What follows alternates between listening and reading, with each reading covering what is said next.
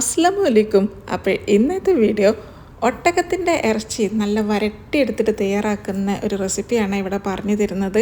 ആ ഒരു കറിക്ക് രുചി കൂട്ടാനായിട്ട് ഞാനിവിടെ ഒരു സ്പെഷ്യലായിട്ടുള്ള പൊടി തയ്യാറാക്കുന്നുണ്ട്. അത് കണ്ടു നോക്കൂ. ആ ഒരു പൊടി വെച്ചിട്ടേ ഒട്ടകത്തിൻ്റെ ഇറച്ചി മാത്രമല്ല കേട്ടോ, ബീഫാണെങ്കിലും മട്ടൺ ആണെങ്കിലും എന്തും ഞാൻ പറയുന്ന ഈ ഒരു രീതിക്ക് അങ്ങനെ തയ്യാറാക്കുകയാണെങ്കിൽ പൊളി ടേസ്റ്റ് ആയിരിക്കും. ഈ ഒരു പൊടി മാത്രം ചേർത്ത് തയ്യാറാക്കിയാൽ മതി, വേറൊന്നും ഇതിലേക്ക് വേണ്ട. അപ്പം വീഡിയോ സ്കിപ്പ് ചെയ്യാതെ കണ്ടോളൂ, നിങ്ങൾക്ക് എല്ലാവർക്കും ഉപകാരപ്പെടുന്നത് തന്നെയാണ്. കൂടെ അഭിപ്രായം അറിയിക്കാനും ഫാമിലിക്കും ഫ്രണ്ട്സുകൾക്ക് ഷെയർ ചെയ്ത് കൊടുക്കാനൊന്നും മറക്കല്ല കേട്ടോ.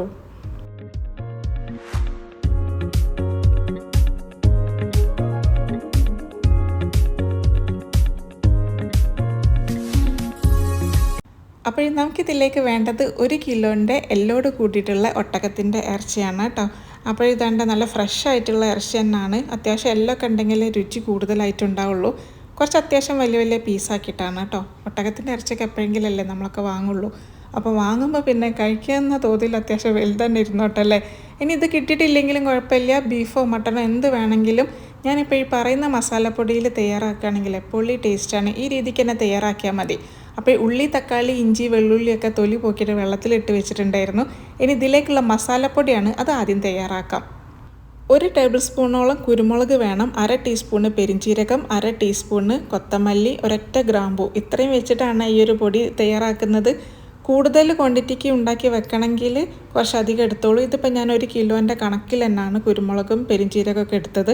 എന്നിട്ട് നമുക്ക് ഏതെങ്കിലും ചൂടായി കിടക്കുന്ന ഒരു നോൺ സ്റ്റിക്ക് പാത്രത്തിൽ ഇട്ടിട്ട് അത് നമുക്ക് ശരിക്കൊന്ന് വറുത്തെടുക്കണം. ഏകദേശം നല്ല രീതിക്കൊന്ന് പൊട്ടി വരുന്ന വറവിൻ്റെ എത്തിക്കഴിഞ്ഞാൽ 2 തണ്ട് കറിവേപ്പിലയും കൂടെ നമുക്കിതിൽ ചേർത്തിട്ട് വീണ്ടും ഒന്ന് വഴറ്റി കൊടുക്കാം.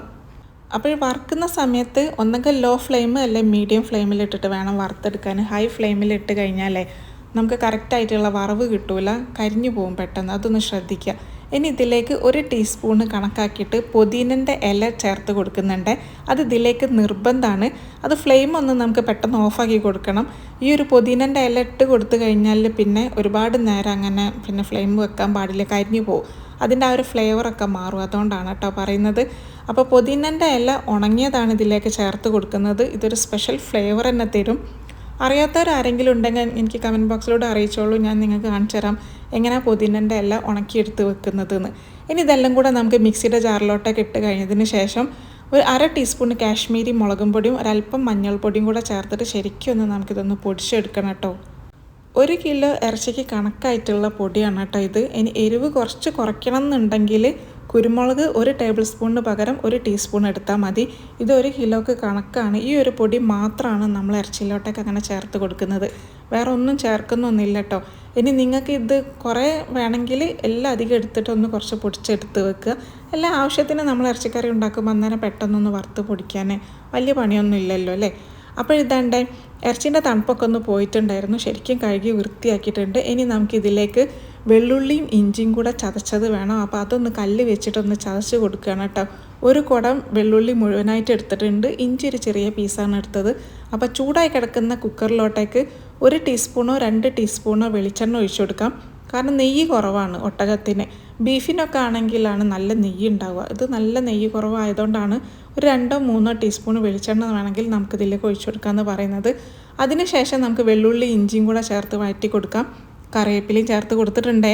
പിന്നെ നമുക്ക് വലിയുള്ളി 3 വലിയുള്ളി അരിഞ്ഞതും കൂടെ ഇതിൽ ചേർത്ത് കൊടുത്തിട്ടുണ്ട്.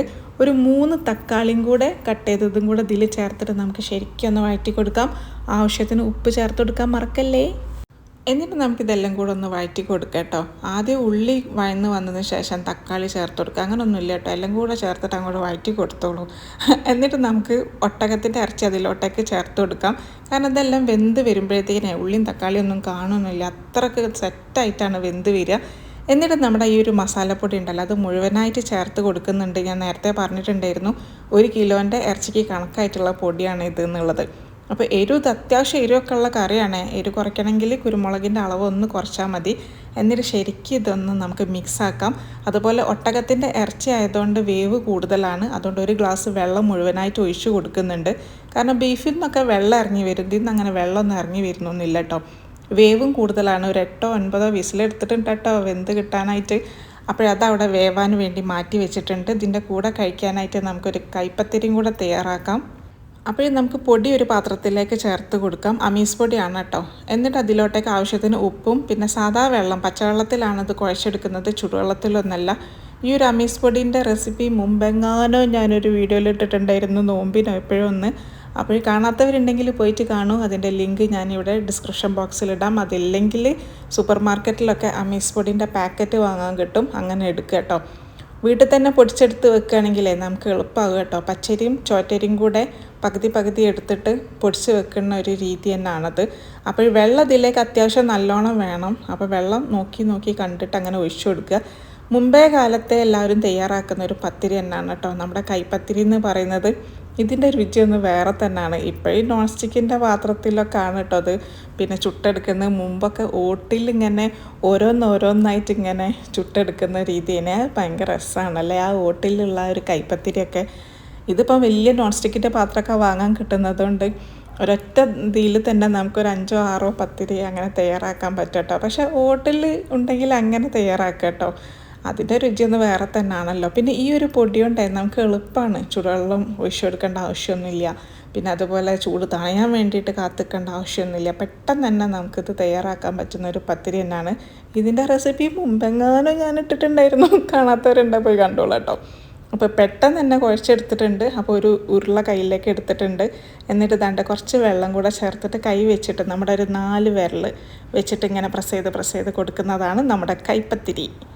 ഞാനൊക്കെ ചെറുതാകുന്ന സമയത്തെ വീട്ടിലധികം കൈപ്പത്തിരിയാണ് ഉണ്ടാവാറ്. ഒരു പത്തിരി കഴിഞ്ഞ് അടുത്ത പത്തിരി ആകുമ്പോഴത്തേക്കും സംഭവം സമയം എടുക്കും കേട്ടോ. ഇതിപ്പോൾ ഇങ്ങനെ ആകുമ്പോൾ രസമാണ്, പെട്ടെന്ന് തന്നെ കഴിയും. പിന്നെ മുൻപൊക്കെ വെച്ചാൽ കൂട്ടുകുടുംബത്തിലുള്ളൊരു നിൽക്കലും കൂടെ ആയിരുന്നല്ലോ. ആ ഓട്ടിൽ അത്രയും പത്തിരി ചുട്ട് കഴിയണ നമ്മുടെ അമ്മമാരൊക്കെ നമുക്ക് സല്യൂട്ട് ചെയ്യാം, ഒരു രക്ഷയില്ല. ഇതന്നെ നമുക്ക് മടിയാണ്, പിന്നെ അത് പറയാനുണ്ടോ. എന്തായാലും പാവം, മാഷാ അല്ലാ. അപ്പോൾ ഇതാണ്ട് അത് കൈപ്പത്തിരി കൈ കൊണ്ട് പറ്റി കഴിഞ്ഞതിന് ശേഷം ഒരു സൈഡ് വെന്തിട്ടുണ്ട്. എന്നിട്ട് മറിച്ചിട്ട് കൊടുത്തിട്ടുണ്ട്. എന്നിട്ട് നിങ്ങൾക്ക് വേണമെങ്കിൽ വെളിച്ചെണ്ണ ഓയിലോ നെയ്യോ എന്തെങ്കിലും ഒന്ന് ഇതിൻ്റെ മുകളിൽ തടവി കൊടുക്കുക. വേണമെങ്കിൽ, നിർബന്ധമൊന്നുമില്ല. അല്ലാതെ തന്നെ നല്ല സോഫ്റ്റായിട്ട് ഉണ്ടാവും കേട്ടോ. അപ്പോൾ കുക്കറിന് ഏകദേശം ഒരു വിസിൽ 8 or 9 കഴിഞ്ഞതിന് ശേഷം ഫ്ലെയിം ഒന്ന് ഓഫാക്കി കൊടുത്തിട്ടുണ്ട്. അപ്പോൾ പത്തിരി 2 സൈഡ് ശരിക്കും വെന്തിട്ടുണ്ടായിരുന്നു. മൂന്നാമത് വെറുതെ ഒന്നുകൂടെ തിരിച്ചൊന്ന് പ്രസ് ചെയ്തിട്ട് കൊടുത്തിട്ടുണ്ടായിരുന്നു കേട്ടോ. അതൊരു ശീലമാണത്. അപ്പോൾ ഒന്ന് വെന്തോ എന്നുള്ളത് നമ്മൾ നോക്കുമല്ലോ. അപ്പോൾ ശരിക്കും ഒന്ന് വെന്ത് കഴിഞ്ഞതിന് ശേഷം നമുക്ക് ഇതാണ്ട് പത്തിരിയൊക്കെ ഒരു പാത്രത്തിലോട്ടേക്ക് മാറ്റാം. പത്തിരിയൊക്കെ ശരിക്കും ചുട്ട് കഴിഞ്ഞതിന് ശേഷമാണ് ഞാൻ ആ കുക്കറിൻ്റെ ആ ഒരു മൂടി തുറക്കുന്നത്. വിസിലൊക്കെ പോയിട്ട് കുറേ നേരമായി അവിടെ വെയിറ്റ് ചെയ്യുന്നത്. പക്ഷേ പത്തിരി ഒന്ന് ചുട്ട് കഴിയട്ടെ എന്ന് വിചാരിച്ചിട്ടാണ്. അപ്പോൾ സംഭവം അതാണ്ട് തുറന്നപ്പോൾ ഒരു രക്ഷയില്ല, മാഷാ അല്ലാ, പൊള്ളി മണാണ്. കാരണം എന്താ അറിയോ, ഈ ഒരു മസാലപ്പൊടി എന്ന് പറയുന്നത് സ്പെഷ്യലാണ്. എത്ര കുറഞ്ഞ ചേരുവാണല്ലേ. കുരുമുളക്, പിന്നെ കൊത്തമല്ലി, പെരിഞ്ചീരകം, ഒരൊറ്റ ഗ്രാമ്പു, ഇത് വെച്ചിട്ടുണ്ടല്ലോ ഇത്ര രുചിയുള്ളൊരു കറി എന്ന് പറയുന്നത് വേറെ ലെവൽ തന്നെയാണ് കേട്ടോ. ഈ ഒരു പൊടി വെച്ചിട്ടേ ബീഫിൽ ചെയ്യുകയാണെങ്കിൽ ഇതിലും ടേസ്റ്റ് വരും. കാരണം ബീഫിൽ നിന്നൊക്കെ ഉള്ള നല്ല നെയ്യൊക്കെ ഇറങ്ങി വരും. ഇതിലത്ര നെയ്യൊന്നും ഇറങ്ങി വരാനൊന്നുമില്ല കേട്ടോ. പക്ഷെ നല്ല രസമുണ്ട്. ഇറച്ചിയൊക്കെ ഇങ്ങനെ പഞ്ഞി പോലെ ആയിട്ടുണ്ട്. കാരണം നമ്മളൊരു 8 or 9 വിസിലെടുത്തിട്ടുണ്ടല്ലോ. അപ്പോൾ വിളമ്പി കഴിഞ്ഞതിന് ശേഷം മല്ലിയിലയും വേണമെങ്കിൽ പുതിനയിലൊക്കെ ഒന്ന് കുറച്ച് തൂവി കൊടുക്കാം. അപ്പം നമ്മുടെ കൈപ്പത്തിരിൻ്റെ കൂടെ പൂരിൻ്റെ ഒക്കെ കൂടെ പൊള്ളി കോമ്പിനേഷനാണ് കേട്ടോ. എന്തായാലും ട്രൈ ചെയ്യുക, അഭിപ്രായം അറിയിക്കുക. ഈ ഒരു പൊടിയിൽ തന്നെ ഇങ്ങനത്തെ കറി തയ്യാറാക്കാൻ വേണ്ടി മറക്കരുത്. ഇതിനു മുൻപേ കുറേ നമ്മുടെ സ്പെഷ്യലായിട്ടുള്ള മസാലപ്പൊടീൻ്റെ റെസിപ്പീസൊക്കെ ഇട്ടിട്ടുണ്ട്. കാണാത്തവരുണ്ടെങ്കിൽ പോയിട്ട് കാണുക. അപ്പോൾ നമ്മുടെ റെസിപ്പീസ് നിങ്ങൾക്ക് വേറെ എവിടെ നിന്നും കിട്ടൂല കേട്ടോ. അത് ഇവിടെ തന്നെ കിട്ടുള്ളൂ, തൗഫീഖ് ചെന്നു. അപ്പോൾ ഇൻഷാ അല്ലാഹ് ഇനി നല്ല വീഡിയോ ആയിട്ട് വരുന്നതായിരിക്കും. ബായ്, അസ്സലാമു അലൈക്കും.